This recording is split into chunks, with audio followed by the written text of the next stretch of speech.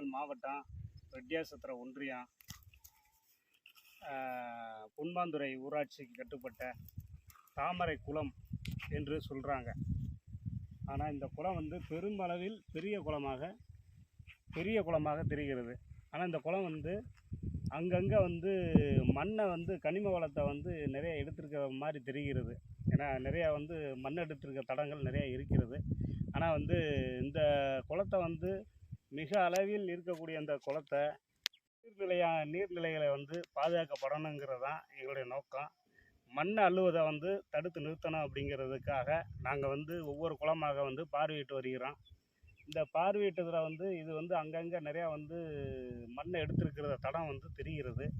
எனவே இப்போ வந்து மண் எடுப்பதாக செய்தி வந்ததன் அடிப்படையில் நாங்கள் இந்த குளத்தை வந்து பார்வையிட்டு வந்திருக்கோம்.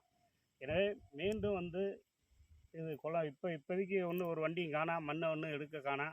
ஆனால் இதுக்கு முன்னுக்கு வந்து எடுத்திருக்காங்க போல தெரிகிறது. இது போன்ற நீர்நிலைகளை வந்து கனிம வளங்களான இந்த மண்ணுகளை அள்ளி வருகிற ஆட்களை வந்து அந்த துறை நிர்வாகம் வந்து கண்காணித்து தடுத்து நிறுத்தணுங்கிறது தான் எங்களுடைய கோரிக்கை. எனவே நீர்நிலைகள் பாதுகாப்பு தன்னார்வ குழு சார்பில் நாங்கள் ஒவ்வொரு குளமாக சென்று பார்த்து வருகின்றோம். எனவே நீர்நிலைகளை பாதுகாக்கணும் அப்படிங்கிறது தான் எங்களுடைய நோக்கம். இதை பாதுகாக்கிறதுக்கு அரசு அதிகாரிகள் வந்து கவனம் எடுத்து ஒவ்வொரு பகுதியையும் பாதுகாக்கணுங்கிறத வேண்டிக் கொள்கிறேன். நன்றியுடன் தமிழ்ச்செல்வன் செல்வராஜ், நீர்நிலைகள் பாதுகாப்பு தன்னார்வ குழு தலைவர். நன்றி.